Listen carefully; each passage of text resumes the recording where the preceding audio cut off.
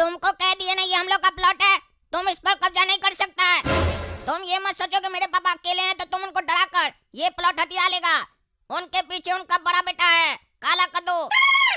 अगर तुम लोग जबरदस्ती प्लॉट पर कब्जा किया तो तुम लोग का जिंदगी बर्बाद कर देंगे। तुम लोग को पता है हम कौन हैं? तुम लोग हमको क्या मामूली आदमी समझ रहे हो? हम छींक देते हैं ना तो यहाँ का चीफ मिनिस्टर का कुर्सी हिल जाता है। राणा नाम है मेरा। हमसे जो उलझता है उसको याद करा देते हैं उसका नाना। इस प्लॉट पर मेरी फैक्ट्री बनकर रहेगी। देखते हैं किसमें हिम्मत है हमको रोकने का। मेरे काम के बीच में बिल्कुल नहीं आना। अगर तुम लोग को अपने परिवार से प्यार है तो मेरे काम के बीच में बिल्कुल मत आना, नहीं तो मार दिए जाओगे। अरे तुमको हम रोकते रहेंगे, बहुत बड़ा 30 मार खान नहीं है तुम। अरे रुक जाती होंगी हवाएं किसी के रोकने से, पर हम वो तूफान हैं जो किसी के रोकने से रुकते नहीं हैं, बल्कि सब कुछ बर्बाद कर देते हैं। अगर बर्बाद होने का शौक है तो हमसे टकराना। अरे क्या गुंडागर्दी कर रहे हैं आप? जब आपको पता है मेरा प्लॉट है तो जबरदस्ती मेरा जमीन आप क्यों कब्जा कर रहे हैं? होंगे आप बड़े आदमी, हम आपसे पैसा लेके तो जमीन नहीं ना खरीदे है, अपना मेहनत करके पैसा कमाए उससे जमीन खरीदे है। बड़े आदमी हैं आप, ज्यादा पैसा कमा लिए तो और अच्छा काम कीजिए, दान धर्म कीजिए, गरीब लोग का सहायता कीजिए। उल्टे आप गरीब लोग से लूट रहे हैं। अरे मूर्ख, यही वो सीढ़ी है जिस पर चढ़कर हम अमीर हुए हैं। सबको लूटे हैं तभी तो हम अमीर हुए हैं। पहले हम भी तुम लोग के जैसे कीड़े मकोड़े थे और हमारा कोई मदद नहीं किया, इसीलिए हम सबको लूटना शुरू किए और तब तक लूटेंगे जब तक पूरा दुनिया का संपत्ति मेरे हाथ में ना आ जाए। अरे तुमको हम छोड़ेंगे नहीं।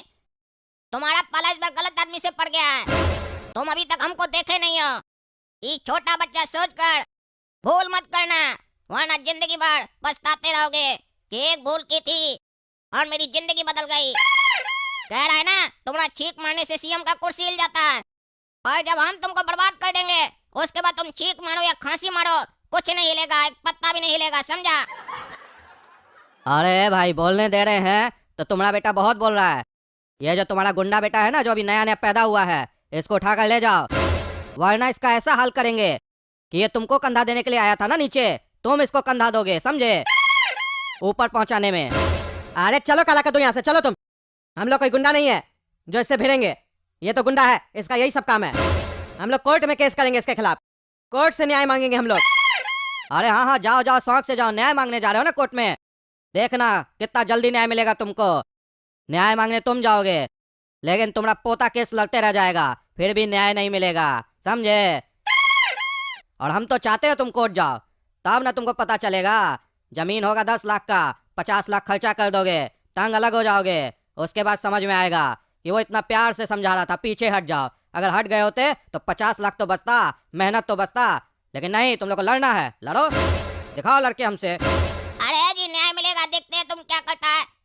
और पापा ही को मिलेगा, इनका पोता को केस लड़ने का जरूरत नहीं पड़ेगा। अच्छा रे, तुम चैलेंज कर रहा है? तुम एक डेट तक भी लड़के दिखाओ, तुम्हारा एक के डेट में फैसला करवा देंगे हम। ठीक है, चलो देख लेंगे कोर्ट में तुमको। हाँ बताइए, क्या परेशानी है आपको? राणा जी पे आप केस क्यों किए? राणा जी इतने बड़े आदमी है, इज्जतदार आदमी है, आप कैसे केस कर दिए इनके ऊपर? क्या दिक्कत है आपको? अरे जज साहब, आपका काम है निष्पक्ष होकर फैसला सुनाना। आप तो पहले ही जाहिर कर रहे हैं कि आप राणा जी को सही मान रहे हैं। आपका पूछने का अंदाज ऐसे बता रहा है जैसे लगता है हम ही चोरी किए, हम ही गलत है। ए भाई ए, ये मेरा कोर्ट है, मजाक नहीं चल रहा है यहाँ पे, समझे? मेरा काम सिखाएगा हमको कि मेरा काम हमको कैसे करना है? जितना पूछते हो उतना बताओ। अरे जज साहब, ये जो राणा है ना, जिसको आप अच्छा आदमी बोल रहे हैं, इज्जतदार आदमी बोल रहे हैं, ये दरअसल क्रिमिनल है, क्रिमिनल। मेरे प्लॉट पे कब्जा कर लिया है, कहता है वहाँ पे फैक्ट्री बनाएगा, और जब हम बोले मेरा प्लॉट खाली करो तो हमको धमकाने लग गया, गुंडा लेके आ गया था जमीन पे, कहता है तुम लोग को मार देंगे, और डायलॉग दे रहा था लंबा लंबा, हम जब छींक देते हैं तो सीएम का कुर्सी हिल जाता है। मेरा बेटा भी इससे झगड़ा करने लग गया, ये काला कद्दू, लेकिन हम समझाए कि नहीं, हम लोग कोर्ट में जाएंगे, कोर्ट का दरवाजा खटखटाएंगे, हम लोग को न्याय जरूर मिलेगा, क्योंकि कीचड़ में हम लोग पत्थर मारेंगे तो कीचड़ तो हम ही लोग के मुंह पे लगेगा, इसलिए हम कोर्ट का दरवाजा खटखटाए। जज साहब, मेरा जमीन हमको दिलवाइए, हम पूरा पैसा दिए है, टैक्स भी दिए सरकार को, उसके बाद भी मेरा कोई जमीन पे कब्जा कर लेगा, ऐसे कैसे चलेगा? कद्दूपुर में कोई कानून व्यवस्था है कि नहीं है? इस बात के लिए तो हमको केस लड़ना ही नहीं चाहिए। जब सरकार के ऑफिस के रिकॉर्ड में मेरे नाम से जमीन है, उसके बाद भी कोई कब्जा कर लेता है तो हमको केस क्यों लड़ना पड़ रहा है? ये तो सरकार का काम है ना कि सरकार आके खुद मेरा जमीन खाली करवा के देगी और ऐसा गुंडा लोग का मुंह काला करेगी। हमको तो सिर्फ कंप्लेन करना चाहिए कि ऐसा ऐसा हुआ है मेरे साथ, एक्शन आप लोग को लेना चाहिए, वो भी तुरंत।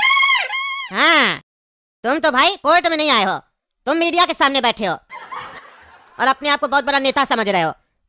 क्यों? ऐसा ही लग रहा है, अंदर से लग रहा होगा तुम बहुत बड़ा नेता हो, प्रधानमंत्री हो तुम किसी देश का। अरे जज साहब, हम एक आम आदमी हैं, उसके बाद भी हम जानते हैं कि ये सब केस 2 मिनट के अंदर सॉल्व हो सकता है और तुरंत जज साहब फैसला कर सकते हैं। लेकिन फिर भी आप जैसा पढ़ा लिखा जज साहब जानबूझ के उसको पीढ़ी दर पीढ़ी लंबा केस चलाता है। केस दादा करेगा और पोता झोला लेके घूमता रह जाएगा कोर्ट में, उसके बाद भी न्याय नहीं मिलेगा। ये आप लोग का कमाने का व्यवस्था बहुत अच्छा है, सब समझ में आता है। कद्दूपुर में न्याय के रूप में बिजनेस चला रहे आप लोग। चुप करो तुम, चुप करो। कोर्ट का कोई मर्यादा होता है? तुम आके मेरे ऊपर उल्टा सीधा इल्जाम लगा रहा है। अरे आप लोग मर्यादा रखे। अरे चुप कर एकदम, तुमको जितना बोलना था बोल दिया तुम। राणा जी आप बताइए, क्या परेशानी आपको? ये लोग आपको धमका रहा था ना? अरे जज साहब, ये आदमी को देखे ना कैसे बात कर रहा है, इसी तरीके से इसका बेटा है, बल्कि हम कहेंगे 10 कदम आगे है, एकदम गुंडा है। धमका रहा था हमको, कह रहा था जान से मरवा देंगे। अब आप ही बताइए, हम कद्दूपुर के लिए क्या नहीं करते हैं, कितना टैक्स देते हैं, उसके बाद भी ऐसा मामूली तुच्छ आदमी सब हमको डराएगा और हम काम धंधा छोड़कर घर में बैठ जाएंगे। अब सब कुछ आपके हाथ में है जज साहब, आप ही फैसला कीजिए। अगर ये बाहर रहेगा तो हमको घर के अंदर रहना पड़ेगा, और अगर हमको घर के बाहर आना है तो इसको अंदर डालिए।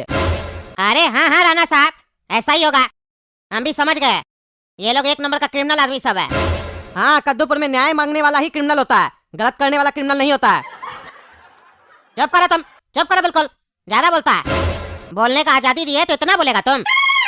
बहुत चर्बी चढ़ गया बाप बेटा को। अरे शुक्र मनाइए आप, आपको मुंह पे चोर नहीं बोल रहे, बिक गए आप। कितना रिश्वत खाए इससे?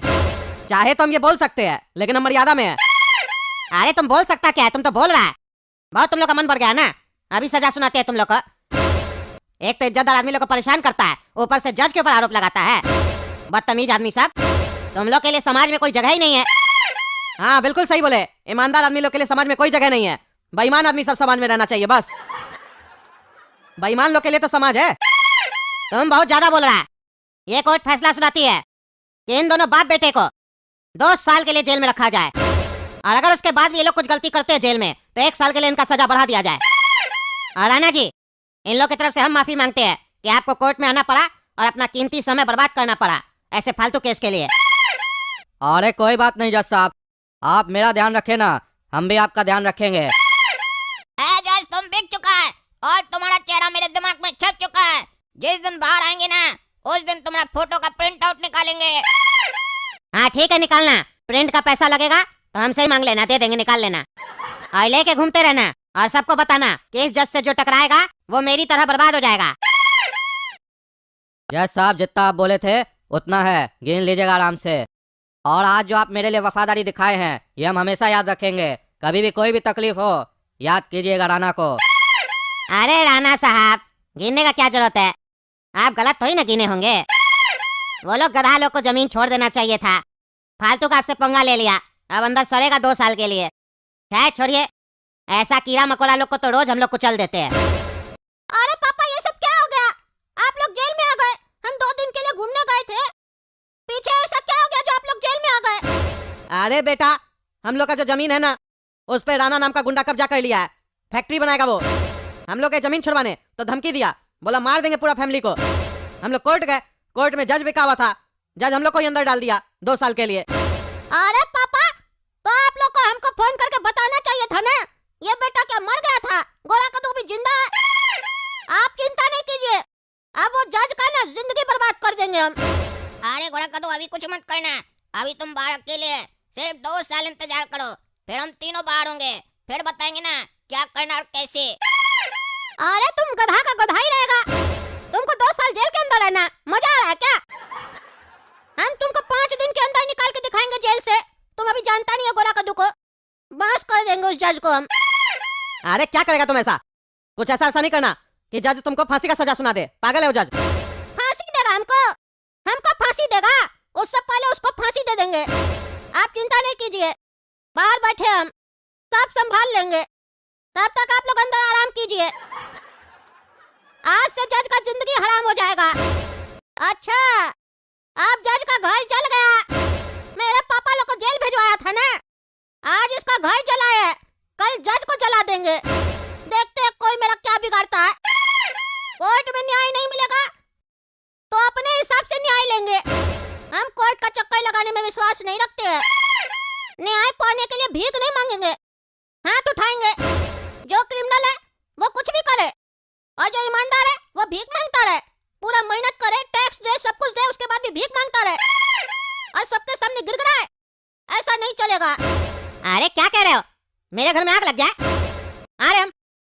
नमस्कार दोस्तों, मैं हूं पगला और आप देख रहे हैं पगला न्यूज। कादोपुर के हाई कोर्ट के जाने माने खाऊ जज के घर पे 100 करोड़ से भी ज्यादा कैश पकड़ाया है। दरअसल खाऊ जज के घर पे आग लग गया। किसी को नहीं पता था कि खाऊ जज के यहाँ इतना सारा पैसा पड़ा हुआ है, वो भी ब्लैक मनी। जब मकान में आग लग गया तो आग बुझाने के दौरान एक अलमीरा पूरा पैसे से भरा हुआ था, जिसमें 100 करोड़ से भी ज्यादा कैश था। और ये खबर जैसे ही बाहर आई, सोशल मीडिया पे तहलका मच गया।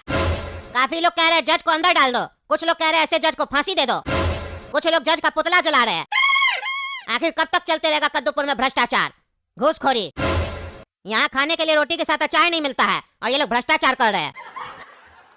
अब खाऊ जज का केस ईमानदार जज के अंडर गया है।